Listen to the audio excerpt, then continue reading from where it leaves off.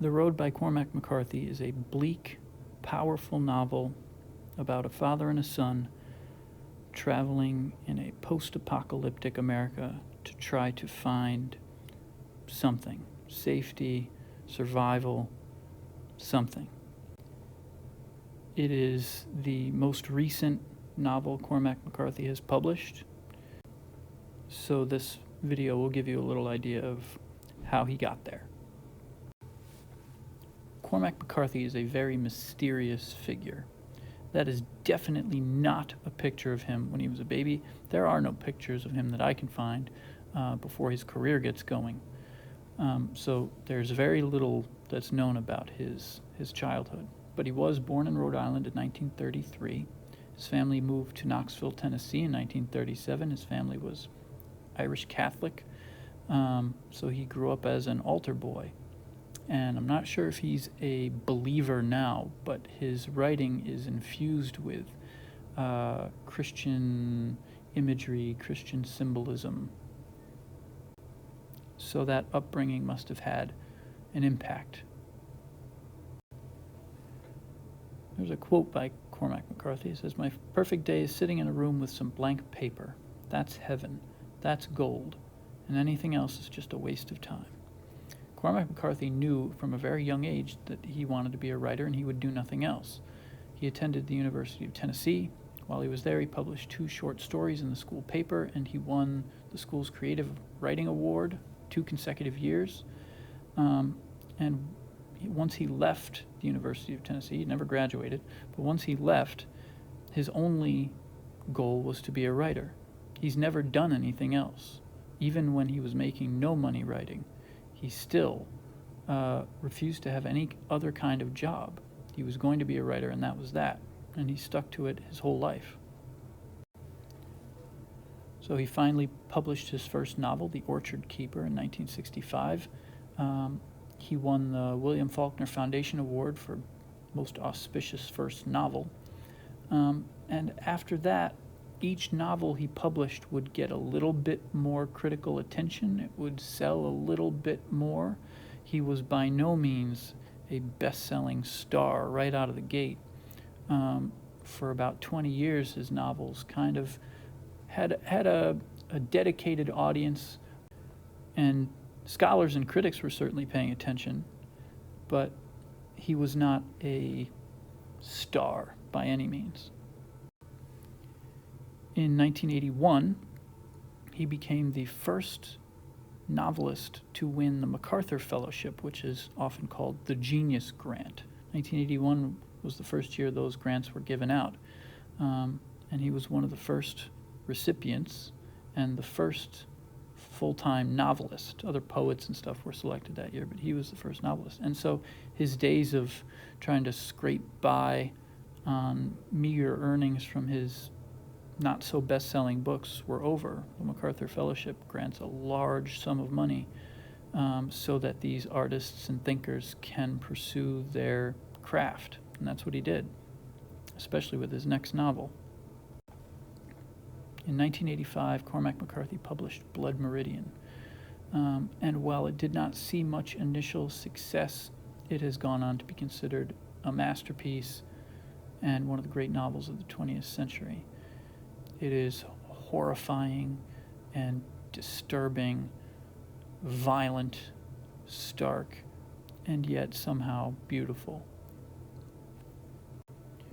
It's a Western, and it's about this real group of men who went around and violently scalped Mexican families, just, in the days of Manifest Destiny.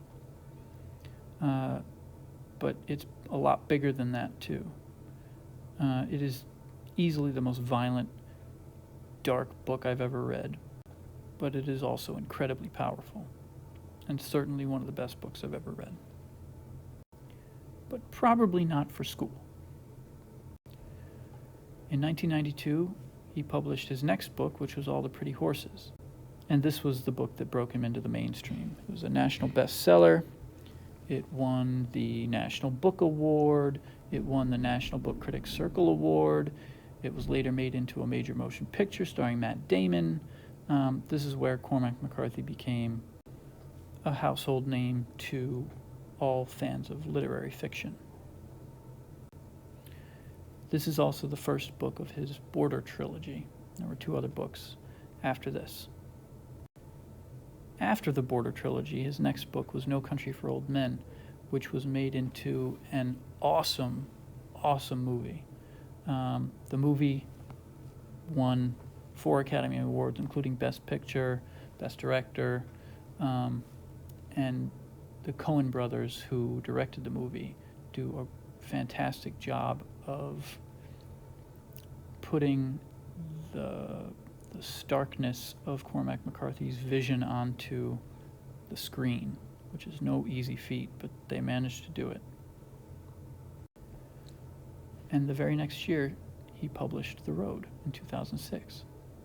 It was inspired by the birth of his son. Cormac McCarthy got married to his 3rd wife, and they had a son, but Cormac McCarthy was in his 70s, so I think that tension between seeing the innocence of his young son, but also being older and seeing the state of the world, led to this book about a father and a son on this journey through dark time. The Road won the Pulitzer Prize for fiction and a bunch of other stuff. It's considered one of the best novels of the century so far. It was made into a movie that tried but could not capture what made the book special.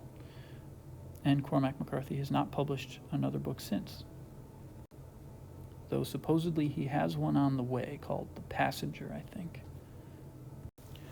So let's talk about Cormac McCarthy's writing style. Here's the opening paragraph of The Road.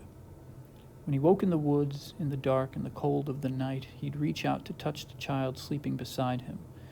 Nights dark beyond darkness, and the days more gray each one than what had gone before, like the onset of some cold glaucoma, dimming away the world. His hand rose and fell softly with each precious breath.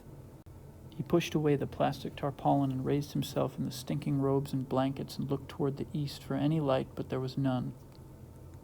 In the dream from which he'd wakened, he had wandered in a cave where the child led him by the hand, their light playing over the wet flowstone walls, like pilgrims in a fable swallowed up and lost among the inward parts of some granitic beast, deep stone flues where the water dripped and sang, tolling in the silence the minutes of the earth and the hours and the days of it and the years without cease, until they stood in a great stone room where lay a blackened ancient lake, and on the far shore a creature that raised its dripping mouth from the rimstone pool and stared into the light with eyes dead white and sightless as the eggs of spiders.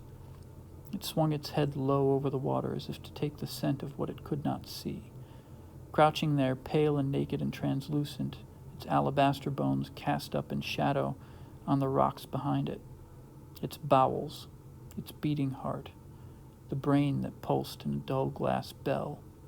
It swung its head from side to side and then gave out a low moan and turned and lurched away and loped soundlessly into the dark.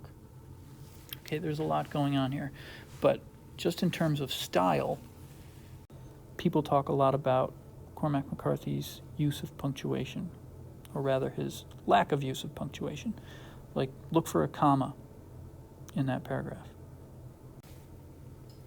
There's one. There's another one. I mean, there's a couple, but very spare use of punctuation, mostly just a period. He also does not use apostrophes unless he feels like he needs to. Like, here's an apostrophe here, but if he didn't have it, it would just be HED, which would look like head, and that'd be weird. But in a word like didn't, he doesn't put the normal apostrophe because he doesn't think you need it to understand what the word is. And he's probably right. He's not writing formal academic stuff. This is creative writing. You get to bend the rules a little bit. But he wants, on the page, he wants it to look stark and spare. And it does. There's also real power in the way he phrases things. Like this sentence here. Nights dark beyond darkness, and the days more gray each one than what had gone before. I could write that, but it doesn't really have the same power. The nights were really dark. Each one was grayer than the next. It's not the same. It doesn't have the same power to it. We'll take a close look at his writing once we actually start to talk about the novel. He also doesn't use quotation marks, which can take some getting used to, but the conversations between the father and the son are pretty easy to follow. If you're struggling to figure out who's saying what, then go back to the beginning and figure out who would say that. The father and the son have very different perspectives, so it's pretty easy, usually, and you get used to it. Anyway, that's all for Cormac McCarthy. Lindemann out.